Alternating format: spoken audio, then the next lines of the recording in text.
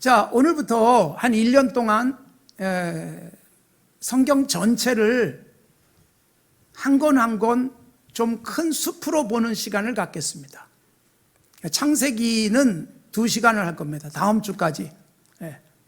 그렇지만 다른 책들은 한 주에 하나씩 해가면서 성경 전체에 흐르고 있는 중요한 주제와 그리고 교훈들을 그 책에서 살펴보겠습니다. 오늘 창세기에서 창조주 하나님, 다음 주에 창세기 인물들, 그리고 출애굽기에서 영적 출애굽으로 레위기에서 참된 예배, 그리고 여호수아서에서 진정한 힘은 무엇인가, 사사기에서 성령이 충만한 사사들 이야기, 그리고 룻기에서 참 누굴 만나는가에 따라서 인생이 달라진다, 뭐 이런 이야기들이에요. 사무엘상에 가면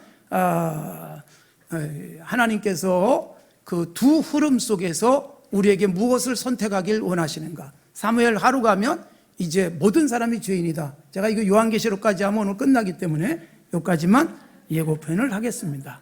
그렇게 하면서 성경 전체가 그냥 내 가슴 속에 쑥 들어오고 우리의 눈에 아주 정리가 잘 되도록 그렇게 해보도록 하겠습니다. 자, 오늘 창조적 사고를 우리가 가지고 창조주 하나님을 믿는 자답게 우리도 살자, 그런 의미의 말씀을 드리겠습니다. 자, 성경을 펼치자마자 이렇게 선포합니다. 태초에 하나님이 천지를 창조하시니라. 그냥 믿으라는 거예요. 하나님은 창조주인 줄로 믿습니다. 이걸 선언하는 거예요. 이거 논리적으로 설득하지 않습니다. 자, 여러분 오해하지 마십시오. 성경이 과학적으로 기록되지 않습니다. 연대기적으로 기록되지도 않습니다. 그러니까 연대를 빠뜨리지 않고 다 기록하고 있지 않습니다. 그리고 과학적으로 기록하지 않습니다. 여러분, 과학의 시대에 살고 있지만 지금도 우리는 해가 뜨고 해가 진다고 말하죠. 여러분, 과학적인 표현이 아니잖아요. 그러나 오랫동안 인류는 그렇게 표현해 왔고 그걸 바꾸지 않습니다. 성경 속에도 해 뜨는 데서부터 해 지는 데까지라는 표현이 나와요. 왜요? 그렇게 보였기 때문에. 그러니까 과학적으로 분석하고 설명하지 않습니다. 하나님이 지구가 돌고 있는 거야, 태양계가 있어, 이런 설명을 전혀 안 하시잖아요.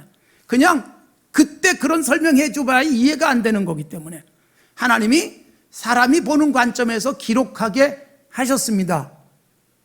그러다 보니까 때로는 창세기 1장에 나오는 첫째 날, 둘째 날, 셋째 날, 넷째 날, 다섯째 날, 여섯째 날, 일곱째 날, 이런 것들이 시간적으로 우리가 생각하는 것과 다를 수도 있습니다. 첫째 날이 1억 년이 될 수도 있고 10억 년이 될 수도 있어요.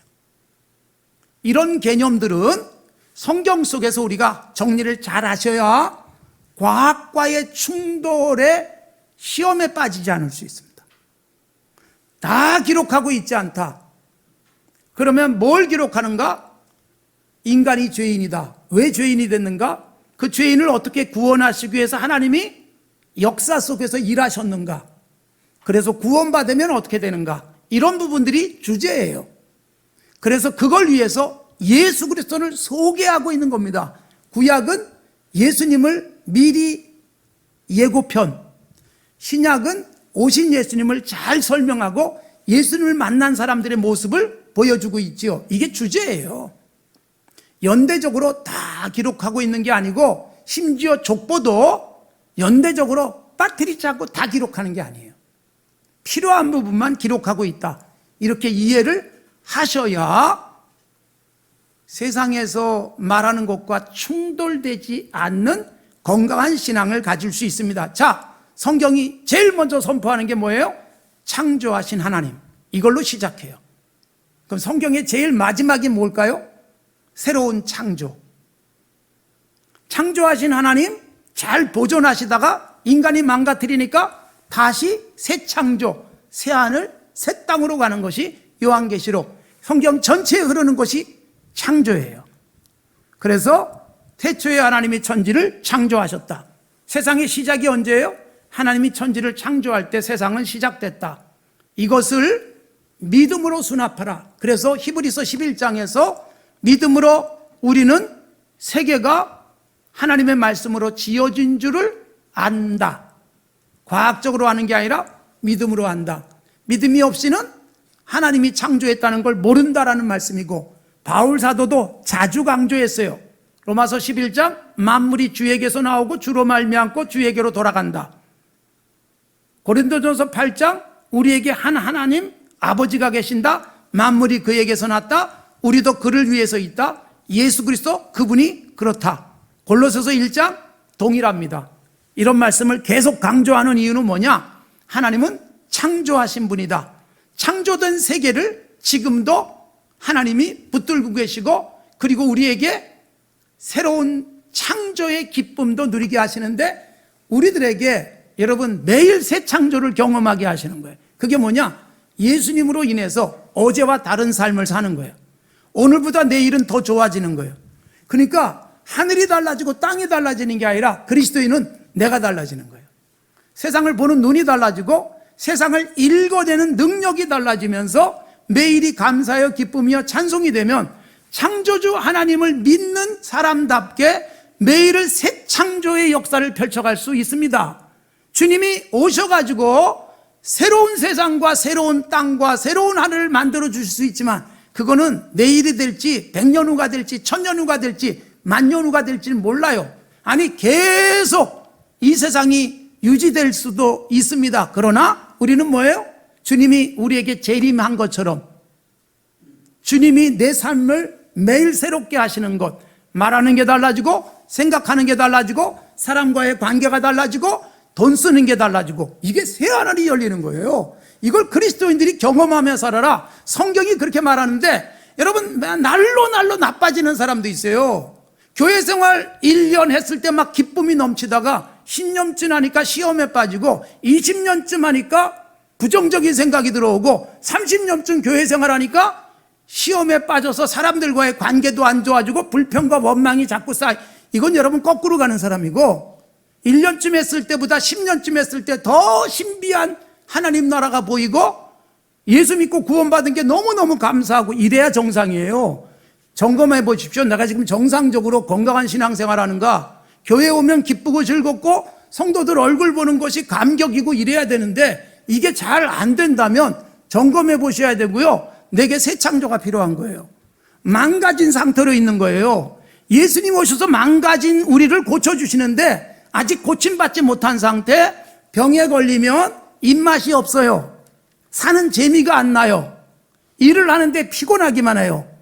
이게 여러분 병들었을 때의 모습인데, 영적으로 병들면 그래요. 그러나 영적으로 건강하면 몸은 병들었는데 생동감이 넘치고, 그리고 몸은 피곤한데 계속해서 새로운 꿈을 꾸고, 여러분 이게 영적으로 건강한 사람이에요. 예수님 만나서 우리가 창조주 하나님을 믿고 창조의 능력을 생동감 넘치게 세상에 실천하며 살아가는 것이 그리스도인의 삶이라는 것을 기억하시기 바랍니다. 자, 그런데 그런 삶이 어떻게 가능한가? 그거예요. 자, 우선 하나님이 창조하실 때 매우 중요한 힘이 나와요. 창세기 1장을 보시면 하나님이 이르시되, 예전 성경엔 가라사대, 이게 10여 번 반복되고 있습니다. 하나님이 가라사대, 하나님이 이르시되, 하나님이 말씀하시니 여러분 없던 것이 생기고 있던 것들은 완전해지고, 그리고 밝은 빛이 넘쳐나는 말씀이 계속되고 있는데, 여러분 창조의 가장 중요한 게 말씀이에요. 그래서 신약에서 아주 중요한 신약의 시작처럼 쓰여지고 있는 요한복음 1장이 태초에 말씀이 계셨다, 이 말씀이 하나님과 함께 계셨고 말씀 없인 하나도 지어진 것이 없다. 말씀의 능력, 그리고 그 말씀이 누구냐? 예수 그리스도. 이렇게 이어지는 거예요. 이것은 당시 그리스 철학 속에서 굉장히 적절한 거예요. 로고스를 중요하게 여기던 헬라 철학 세계 속에서 진정한 로고스는 예수 그리스도다. 이분이 창조 당시에 계셨고 말씀으로 세상이 창조됐다. 그래서 말씀은 매우 중요함을 강조하고 있는데, 자, 하나님이 세상을 창조하셨다. 그리고 2절 어떻게 되어 있어요? 땅이 어때요? 창조된 땅은 혼돈, 공허, 흑암이었습니다. 질서가 잡히지 않았고, 그리고 텅 비어 있었고 깜깜했습니다. 그런데 뭐가 임하니까 하나님이 이르시되 빛이 있으라 하시니 빛이 환하게, 이 빛은 지금 우리가 생각하는 빛과는 전혀 다른 절대적 빛이에요. 여러분, 요한계시록 22장이 어떻게 끝나는가 하면 22장 5절에 보면 새하늘 새 땅에선 태양빛도 필요 없다. 하나님이 빛이시다. 그러니까 우리가 천국 가면 그 빛 속에 살아요. 창세기 1장에 나오는 그 빛과 요한계시록 22장의 그 빛이 연결되는 거예요. 그래서 태양빛, 전기불이 아니라 여러분 말씀하시니까 환한 빛이 생겨요. 절대적 의미의 빛. 과학적으로 이해할 수 없는 빛. 거기다가 혼돈스러운 땅에 말씀이 임하니까 질서가 잡혀요. 나눌 게 나뉘고 구분될 게 구분되고 그리고 곳곳에 제자리를 찾고 공허한 세상에 놀라운 것들이 가득 찹니다. 하늘에 있어야 될 것 하늘에 있고 바다에 있어야 될 게 바다에 있고 땅에 있어야 될 게 땅에 있고 산이 생기고 산 속에 있을 것 들판에 있을 것들이 다 기가 막히게 자리를 잡습니다. 그래서 하나님이 말씀으로 세상을 창조하셨다. 그리스도인이 말씀이 없으면, 말씀이 나를 정리해 주지 않으면 혼돈스러워요. 말씀이 없으면 공허하게 살아요. 말씀은 우리 발의 등불이다. 시편 119편 105절처럼 말씀의 빛 없으면 깜깜해서 내일을 모르고 길을 찾을 수가 없어요. 말씀이 우리를 혼돈, 공허, 흑암에서 건져내 주시는 것입니다.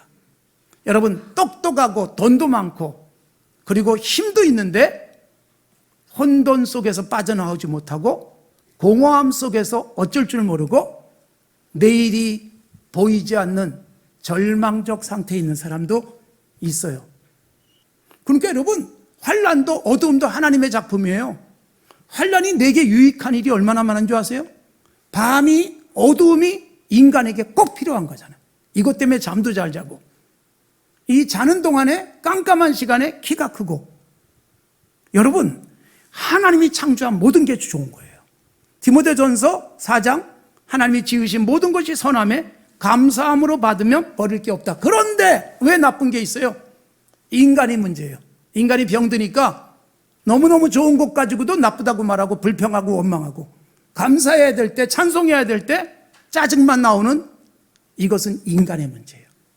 내 정신세계, 내 영적 세계가 병들면 하나님이 창조한 모든 것들을 좋게 받아들이지 못해. 그 좋은 세상에서도요, 욕심을 부리면서 에덴을 잃어버린 아담과 하와처럼.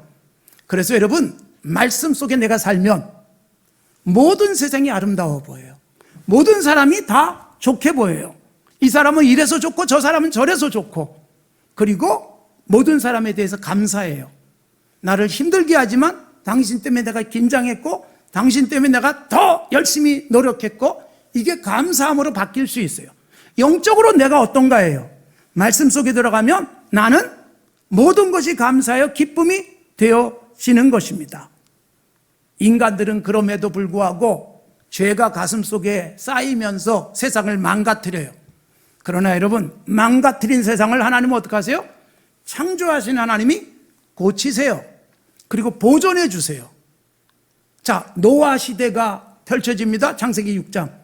모든 사람이 악했어요. 그런데 노아는 하나님의 은혜를 읽고 하나님과 동행이란 성경 전체에 보면 하나님 말씀대로 살아가는 것. 말씀이 노아의 가슴 속에 있으니까 혼돈, 공허, 흑암이 아니라 그는 질서 있게 인생을 잘 살아서 행복해요. 모든 사람이 죄를 져서 싹 쓸어버리지만 하나님이 노아를 보존하셔서 노아로 인하여 새로운 세상을 만들어요. 새로운 인류가 시작되어지잖아요. 그런데 그걸로 완성은 아니에요. 또 인간들은 죄를 끊임없이 생산해 가면서 세상을 망가뜨리는데 하나님은 보존하시기 위해서 애를 쓰십니다. 그래서 세상을 보존하기 위한 하나님의 역사가 끊임없이 계속되면서 아무래도 정말 확실하게 고쳐야 되겠구나.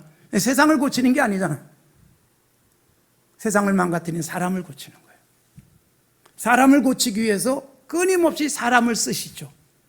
그러다가 사람을 고치기 위한 최고의 사람으로 예수 그리스도가 오시고 예수님을 만나면서 고침받은 사람이 전에는 절망 속에, 전에는 공허함 속에, 전에는 답답함 속에, 전에는 어두움 속에 있다가 빛으로 나오고 기쁨이 있고 찬송을 하고 돈 버는 목적이 분명해지고 밥을 먹는 이유가 확실해지는 사람으로 바뀌잖아요.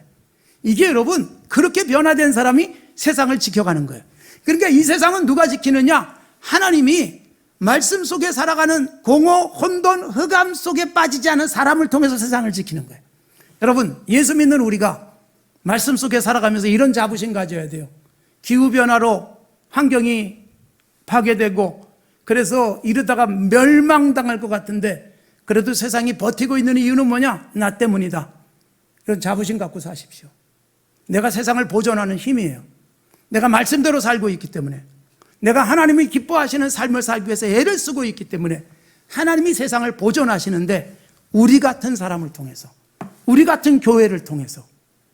그래서 여러분 세상이 나를 보면서 당신 때문에 희망이 있네. 우리 교회를 보면서 저 교회가 있는 거 보니까 세상이 그래도 괜찮아 라고 생각하게 만들어야 되는 거예요. 이게 우리가 하나님의 말씀 안에서 공허, 혼돈, 흑암 속에서 나와 풍요와 그리고 질서 있는 삶과 밝은 빛 가운데 살아가면서 세상에 놀라운 하나님의 나라를 계속 펼쳐가는 거예요. 그래서 우리가 만나는 사람이 가치관이 달라지고 나와 함께 일하는 사람이 행복해지고 나와 함께 얼굴만 맞대도 미소가 나오는 그런 삶을 살아가면 세상이 나를 통해서 보존되어지는 것입니다. 사랑하는 성도 여러분, 우리가 세상을 보존해 갈 수 있는 최고의 하나님의 맡기신 사명을 지금도 지켜가고 있는 것입니다. 코로나19로 어려워지고 있는 세상이지만 예배하는 우리들이 이렇게 많아요. 현장에 못 와도요, 예배하는 성도들이 우리 교인에 등록된 숫자보다 예배하는 사람이 많은 거예요. 이게 얼마나 여러분 세상의 희망입니까? 말씀대로 살아보려고 애쓰는 거예요. 그래서 코로나가 여러분 전 세계의 교회를 네트워크 해주고 있어요. 점점 서로 연결되게 해주고 있어요. 하나님과의 온라인을 수평적으로 온라인을 하기 시작해요. 그래서 공유하고 함께 영적으로 건강한 모습을 가지고 세상을 바꾸는 역할을 그래도 예배하는 사람들이 지켜가고 있는 거예요. 하나님이 창조하셨습니다. 창조하신 하나님이 혼돈, 공허, 흑암을 말씀을 통해서 질서와 풍요와 빛으로 바꿔주시고 우리도 말씀 안에 살면 노아처럼 세상을 지켜낼 수 있다. 교회가 말씀에 입각한 건강한 교회 되면 세상에 희망을 준다, 세상을 살린다, 세상 사람들에게 덕을 세우면서 나도 교회 가볼까라는 생각도 하게 만들고 그래도 저 예수 믿는 사람이 좀 다른 애라는 마음을 갖게 만들면 우리는 세상을 보존하는 최고의 보존제예요. 우리가 그 역할을 감당해 가셔야 하는 것입니다. 그러니까 돈이 많아서 기술을 가지고 있기 때문에 그리고 뛰어난 능력을 갖고 있기 때문에 세상을 보존해 가는 것이 아닙니다. 어떻게 하면 따뜻하게 살까? 옆에 사람 배려하며 살까? 이런 창의적 생각을 가진 사람들이 세상을 보존하고 있고 앞으로도 해나갈 것입니다. 아울러 여러분 이렇게 창조하시고 보존하시는 하나님이 여러분 역사 속에 개입을 하세요. 때로는 내가 죄를 지어서 혼돈과 공허와 흑암에 빠지기도 하지만 누군가의 잘못 때문에 내가 공허해지고 혼돈 속에 빠지고 앞이 보이지 않는 상황 속에 던져질 때도 있어요. 근데 그때 하나님이 섭립하세요. 개입하세요. 섭리라는 용어를 교회 다니면 많이 쓸 수 있는데 하나님이 세상에 간섭하시는 이치예요. 하나님이 세상에 간섭한다라는 거예요. 자, 요셉이 형들에게 미움받아서 인신매매를 당해서 팔려가요. 악이에요, 악. 그래서 보디발의 집에 들어갔어요. 거기서도 말씀 붙들고 착하게 살면서 인정을 받았는데 억울하게 한 여인 때문에 감옥에 들어가요. 감옥에 들어가게 된 것은 요셉은 깨끗하지만 악한 자의 악에 의해서 들어갔어요. 거기서 만난 사람에 의해서 이집트 왕 앞에 서고 꿈을 해석하고 이집트의 총리가 돼요. 자, 궁극적으로 이집트의 총리가 돼서 세상을 살렸어요. 그러면 여러분, 요셉의 형들이 판 건 잘한 걸까요? 감옥에 들여보낸 건 잘한 걸? 악이에요, 악 다. 남의 악에 의해서 혼돈과 공허와 흑암 속에서 쩔쩔 몇 번 했는데 하나님이 간섭하셔가지고 그걸 유익하게 만드셔요. 그래서 창세기 50장이 요셉의 고백이 뭐예요? 형들에게 당신들은 나를 죽이려고 했고 죄를 저질렀지만 하나님이 그 악을 선으로 바꾸셨습니다. 이게 섭리예요, 섭리. 창조하신 하나님이 보존하시면서 섭리하셔서 우리가 망가뜨리면 유익하게 만드시고 고쳐주시는 거예요. 이게 하나님의 섭리입니다. 요셉을 통해서 그걸 너무나도 잘 보여주고 있습니다. 그러니까 여러분, 창조주 하나님을 신뢰하면서 우리가 매일 기도와 묵상, 말씀, 이걸 통해서 오늘도 어제보다 더 새로운 좋은 일을 생각해내고, 이게 창조주를 닮은 사람이에요. 그리고 나를 통해서 좋은 일을 많이 해가지고 세상이 보존된다는 자부심 갖고 살고, 세상이 망가지지 않도록 교회가 소금 역할하고 빛의 역할을 하고 있다는 당당한 자세로 살아갈 뿐만 아니라, 혹시 내가 누군가의 악에 의해서 어려움에 빠지면 하나님이 그때 아주 급작스럽고 깊숙하게 개입하셔서 악인데 내게 손해가 될 것 같은데 이걸 바꿔서 유익하게 만드시는, 심지어 여러분 열심히 노력했는데 잘 안 됐어요. 그것 때문에 다른 길을 가게 되는데 그 길이 하나님이 인도하신 섭리였을 수 있습니다. 그러니까 우리가 여러분 창조주 하나님을 믿고 그분의 생명의 역사, 창조의 역사가 되시는 말씀을 가슴속에 새기고 살면 어떤 상황도 극복하고 뛰어넘고, 코로나19요 말씀으로 묵상하니까 우리가 너무 교만했어요. 인간이 큰 소리치며 살았던 인류가 겸손해질 수 있는 기회, 하나님 붙들지 않으면 아무리 똑똑해도 아무리 힘이 세도 무력할 수밖에 없다는 걸 깨닫게 하시는군요. 창의적인 생각이에요. 그래서 더 깨끗하게 건강하게 말씀대로 내가 살아서 세상이 더 망가지지 않게 하고 세상을 보존하는 힘이 되어지고, 그런 내가 궁지에 몰리면 하나님이 깊숙이 들어오셔서 역사를 바꾸세요. 내게 유익되게 하세요. 손해볼 상황인데 손해봤는데 궁극적으로는 손해가 아닌 유익, 이걸 하나님이 개입하시는. 자, 아무것도 없어도 만드시는 하나님이 잘못된 거 고치는 거야 너무 쉽겠죠? 그러니 역사 속에서 고치시고 간섭하셔서 우리에게 모든 것을 유익하게 하시는데, 그래서 바울 사도는 로마서 8장에서 하나님이 사랑하는 자 그들에게는 모든 것이 합력하여 선이 된다라고 말씀하는 거예요. 그래서 우리는 어떤 경우에도 원망, 불평이 아닌 감사, 찬송, 그러다 보니까 좋은 아이디어가 창의적으로 나와서 남들이 못하는 것 해내고 다른 교회가 할 수 없는 것을 우리가 하고, 그러면서 건강한 세상을 만들어 가는 것입니다. 창조주 하나님 확실하게 붙들고 창의적 능력 가지고 세상을 보존할 뿐만 아니라 이 땅에서 하나님의 사람으로서의 가치를 마음껏 드러내는 건강한 창조주 하나님을 섬기는 복된 우리들로 살아갑시다.